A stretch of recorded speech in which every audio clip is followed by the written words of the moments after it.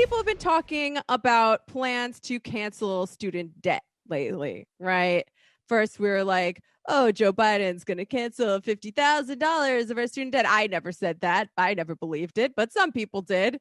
Then it went down to 10,000. I'm pretty sure it's going to go down even further, and there's going to be some like intense kind of means tested hoops that you have to jump through, whatever. Regardless, it is still driving the Republicans insane. So they had on a guy to talk about how unfair it is if you work your ass off to pay off your student loan debt and then all of a sudden everyone else's debts get canceled.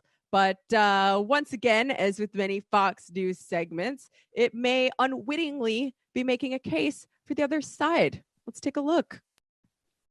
HR consultant and Elmira College assistant professor Matthew Burr joins us right now. Matthew, good morning to you. Good morning, Steve. Thank you for having me. All right. So this group, the Debt office. Collective, had a strike with about 100 student loan borrowers. They say that they will escalate action unless the president cancels all student debt in the first 100 days.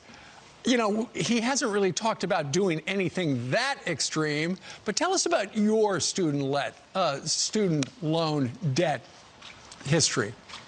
Yeah, so in 2011, I graduated with a master's degree from the University of Illinois, and my undergraduate and graduate debt total was just about $74,000, and I had that paid off in 23 months. I took a job in a very low-cost living area and just, for the next 2 years, hammered out that debt. Alienated myself went from back to everybody school I in love. 2016. Finished an MBA at Syracuse University in December of 2017 and had $117,000 in debt, and was blessed enough to pay that off in 34 months. Wow. And then I'm working on a third master's degree and have half of that paid off. So in the 3 years, December 2017 to December 2020, I had successfully paid off $133,000 in student loan debt. Okay, so obviously you were driven and you were motivated and you were very efficient at it. And in fact, you've written a book on just that topic.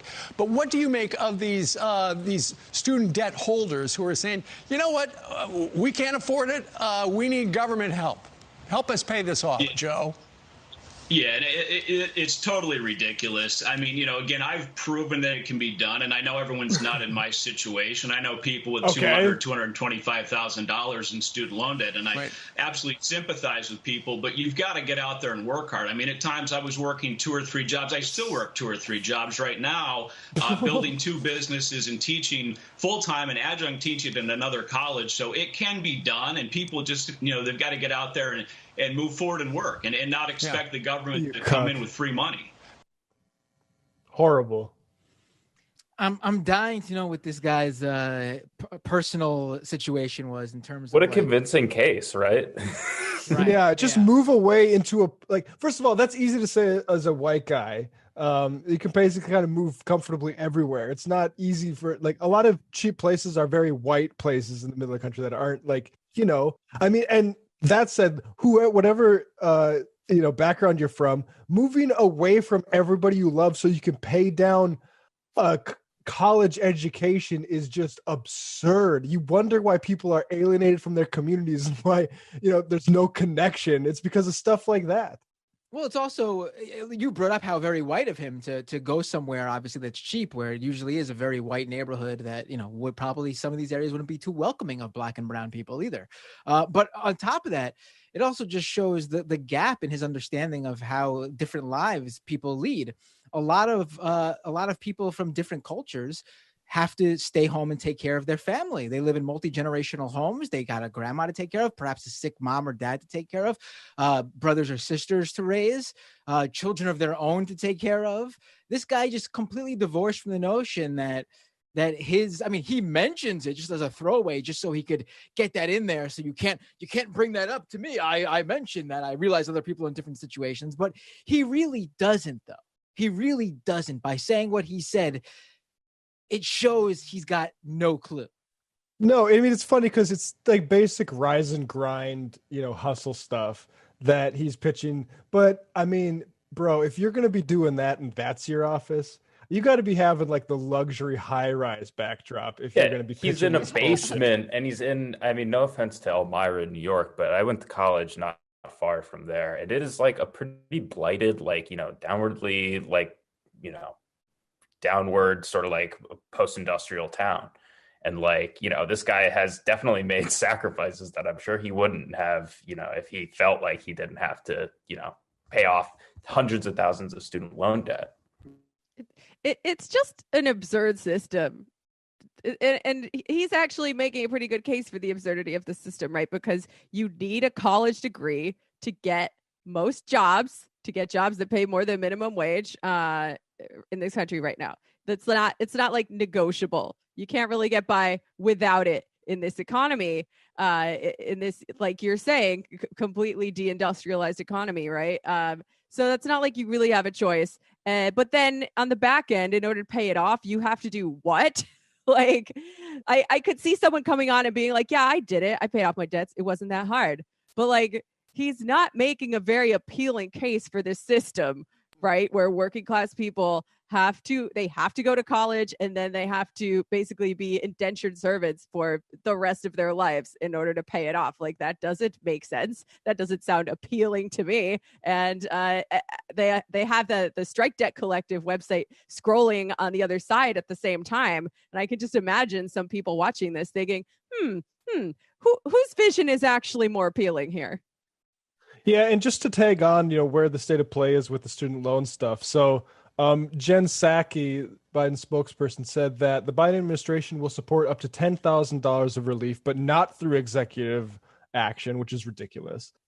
Because they could do 50,000 or as much as they wanted through. They could do all of it. Right. Yeah, they could do all of it. But then they're saying, so we support up to 10,000, but we defer to Congress. Well, Congress, including Chuck Schumer himself, said 50,000. So like there's some dishonesty already. Like, people are talking about, oh, thank God Sean Spicer is gone, and like, thank God we have people like that are faithful to the truth behind that podium. No, I mean, that's a fudging of reality there by saying you're deferring to Congress, but undercutting what Congress is actually saying in terms of 50,000, and it's for malicious reasons. Like, it's an absurd system meant to drive people into like corporate servitude if they dare to get an education. Mm-hmm. Right. Yeah. Also, an interesting point too is it totally depends what your career is too, like what you decide to do. And I don't mean in terms of like the right's going to say, then don't do a low paying, gender studies degree. No, I'm not even talking about that. I don't disagree with that. Don't serve your community. Yeah. But I'm not even talking about that. You become a nurse or a medical doctor. This guy moved to some low cost place of living. You're going to obviously get work at a hospital that obviously pays you less too if that's your career. You can't like up that amount. Like this guy came with his consulting industry and just work online and with clients who live in bigger cities or whatever. You have to deal with the community and get paid prices in line with what the community can afford or do or whatever. And when it comes to that, your school, wherever you went, isn't going to say, oh, we're going to change our the amount you owe based on where you live now. No, like there's a chance you'll never make enough. Even if you follow this guy's exact process here, you'll never make enough to pay off these loans too. Even if you do everything right, it's just ridiculous. It's just like another reason why this argument's ridiculous. Yeah. And he calls it free money from the government as well, which I think is interesting. And I think it is a viewpoint that is shared by the Biden administration, because look, when something is a debt, when we're talking about debt forgiveness, it's a little bit different than free money from the government, right? Like, debt has not always been held sacrosanct. Going back to the rolling debt jubilees of the Middle Ages, like debt, the view on debt has changed and shifted through the years. But I think it's very telling when Joe Biden says, okay, well, we can't forgive people's debts because there would be some kind of moral hazard to that. Someone has to pay the debt. So instead of forgiving the debts, the government will use federal money to actually pay off the debts that people have accrued with private lenders, that still holds the idea of debt sacrosanct, right? Somebody has to pay it off. They can't just be forgiven. And I think if Joe Biden is ideological about anything, it's debt, right? Because he served the credit card companies for so many years in Delaware. Right. I mean, if anything, this is a guy who should have a real understanding of what debt is, based on the fact that Obama had to help him pay for his son's medical debt when his son tragically was hit with cancer. I mean, this is a guy who should be understanding of the hardship of debt, even when you're someone who has done everything right, former senator, former vice president. I mean, and he couldn't afford, and he had Obama gave him money so he wouldn't sell off his house. I mean, this is how crazy this is. And, he should be more understanding, if anyone. Well, then he uses that experience and turns it around in an utterly diseased way and uses it to say, oh, you think I don't understand this? You think I don't understand what it's like to have medical debt? That's why I'm doing Medicare for access for some from America if you want it. Like, it's truly diseased. Yeah, and like people should just realize, like, it can be forgiven for the reason that it was imposed in the first place, like 50 years ago, which was to control students, because we decided we're not going to publicly provide educations. And it was a disastrous experiment for like good outcomes, but for like the reasons that Nancy McLean suggests in Democracy in Chains, it succeeded at doing exactly what it wanted, because we have all these people now. And if you got a master's degree, you're probably going to have to work for some kind of corporation. I feel very lucky to be able to do what I do, getting the education that I did at NYU. Work on the Majority Report with Sam Seder. Because I know a lot of people I went to school with that are doing boring ass jobs that are intellectually confining. I'm just joking. Obviously, you had to go work for a tech shoes, buddy.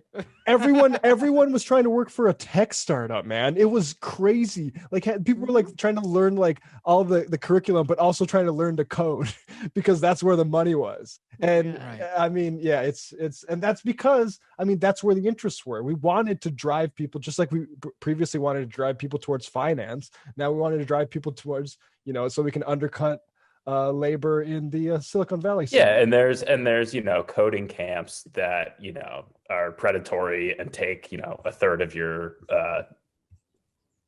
income once you get a job at like a tech company. Mm-hmm. I know I sort of have a certain affinity for some tech companies, not the ones that are bad, and I'm talking about like the small companies that just run off of a few employees and they pay everyone well, and they're not like a behemoth that takes advantage of its users. And I mean, to me, that was always the idea that, like, when I was in college, like, damn, all these tech companies are sprouting up, and this is like the one way I can see that you're able to like make a decent living without selling out to like a major corporation. I mean, obviously, some of these companies did sell out, but some of them didn't. For now, I mean, why do you think they're putting STEM programs? Why do you think these companies are funding STEM programs in underprivileged neighborhoods? It's not out of the goodness of their hearts. Of course, they want to be able to pay software developers less money, so they're making software developers out of people who they think will be able to will be accepting less, who would accept less money, I should say. Mm-hmm. And it's all built on sand. These same people should know, though, that they should take that knowledge, and they could totally build something with very little to no money, honestly, which is something you can't do in pretty much any other business or industry, and literally have something of your own. And possibly you can make a living off of that. Again, it's not guaranteed, but it's none of this shit's guaranteed, Yeah. Well, for now, I mean, it is somewhat concerning to me that people are being funneled by this system into an industry that is predicated largely on fictitious capital. And, the long-term prognosis is far from certain. Right. Definitely. Yes. Yeah. I mean, also, why don't these people ever come? I mean, we know why they don't, but the guests who go on there, they always like to bring a guest who's a success story. They never bring on the multimillionaire or whatever who went bankrupt, who then got everything they owed forgiven by the government and got to start anew. They never have them on then. They have these people on when they've reaccumulated their wealth and can then come out there and go, oh yeah, I'm, self-made. We shouldn't be forgiving student debt. Like, the idea that we forgive bankruptcies for these businesses and these millionaires and other business owners, and that's considered just something we need to do. And, why not look at if you love that, then why not look at student loan forgiveness the same? You're giving these people a chance to then make themselves something of themselves without being held back by all that debt, the weight of the debt that they have on them. I mean, It's ridiculous that they look at it. They don't look at it that way. I mean, I know why they don't, but it's just unbelievable. Well, I do want to acknowledge that it can, someone might lose out in a transition to a more fair and just society, right? But that doesn't mean it's not the right thing to do. Some people chose to go to public colleges because they were cheaper and they didn't want to be saddled with debt. Some people chose to go to private colleges because they were like, I don't really have a financial education. I don't really understand what I'm taking on, or I'll worry about it later. And, got more opportunities in life because of it. And I could see how the people who chose to go to the cheaper colleges might be annoyed now. But, that's just life. Did people who suffered from polio, were they mad when they started vaccinating people for polio? We gotta look at the bigger picture here.